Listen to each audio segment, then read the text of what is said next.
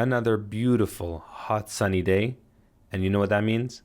Chicken wings. Yep, I'm going to be smoking them on my Yoder Smokers YS640s, glazing them in some barbecue sauce, and half are going to be spicy and half not. All right, guys, let's get to it.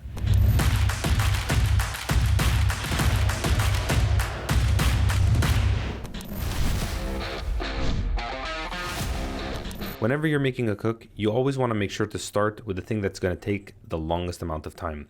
In the case of chicken wings, you can always salt them a little bit before, give them 30 minutes to salt, but because they are a quicker cook, you really don't need to. So in this case, I'm going to be uncovering my Yoder. This cover is honestly incredible, especially since with the Yoder you want to protect it against rain.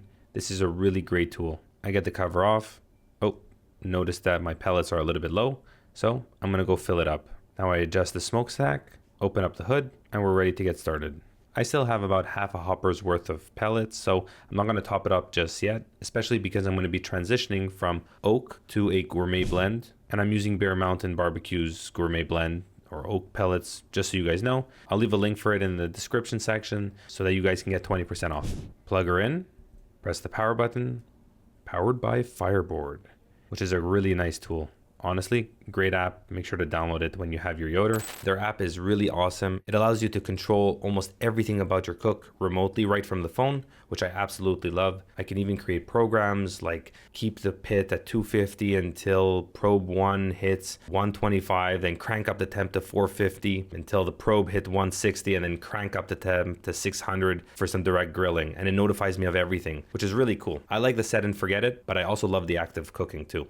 The auger is going to start to pull those pellets from the hopper into the firebox, and I set it to 250 because I want to make sure that the wings are going to get a little bit of smoke before I hit them with some high heat. Now, whenever you're using a pellet smoker, you want to make sure that the firebox is exposed, so you get that little hood off just until it starts to smoke. Now, within a minute, the ceramic igniter is going to kick in and start heating up those pellets, and within 2 or 3 minutes, you should see smoke and then fire. As soon as you do, you get the hood back on, you get those grates back on, you'll start to see that smoke circulating throughout the cooker, and let's close the hood and let it preheat.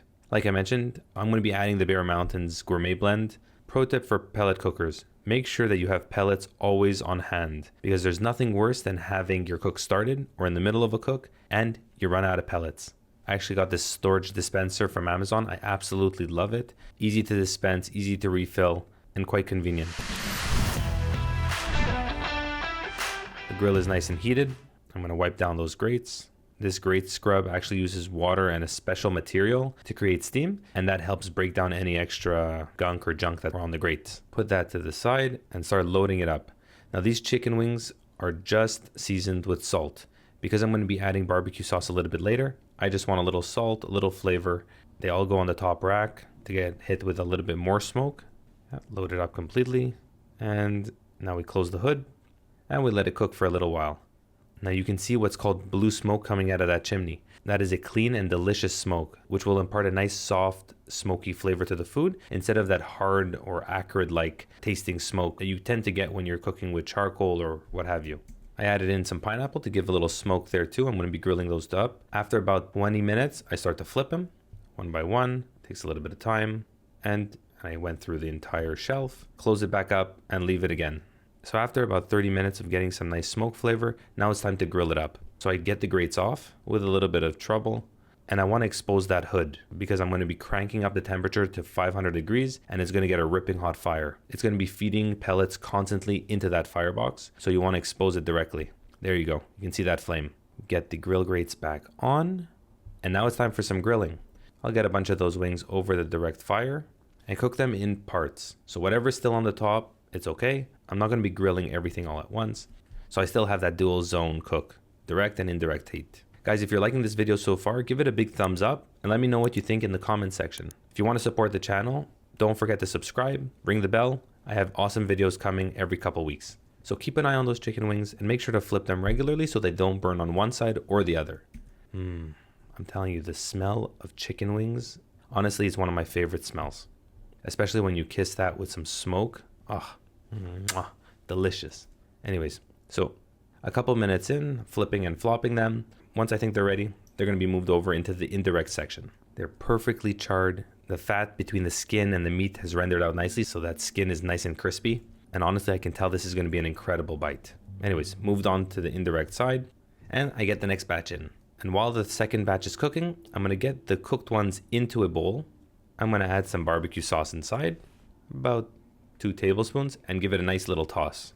After tossing it, they go right back into the grill on the indirect side, so they won't be against direct heat. And this is just to caramelize those sugars just a bit. You don't want them to burn. That's why don't put them over the direct fire. Now I'm going to continue doing that until everything is coated with that barbecue sauce. Like I mentioned, half of it is going to be in a spicy barbecue sauce. I'll leave a link for it in the description section, also above, where you can see how I make my homemade hot sauce. Honestly, this is our favorite sauce to eat now. And after just about 7 to 8 minutes of getting a nice caramelized color, out they all go.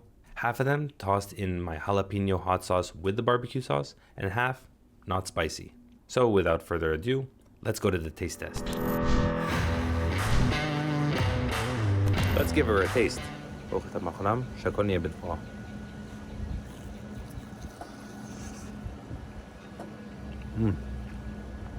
Salt, pepper.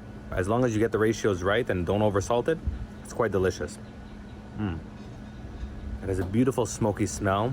Because I didn't use the gourmet blend, or because it was on top of the regular oak pellets, it has a beautiful oaky smell. Very mild smoky taste, not overwhelming. And you can really tell the difference between smoking this on a charcoal grill and on a pellet grill. It's a much cleaner smoke. Kind of like what I showed you before, that blue smoke, that's what you want when you're smoking something. And on a Weber kettle or anything with charcoal, it's a little harder to achieve. Now, let's taste the sweet ones. All right, now the barbecue one.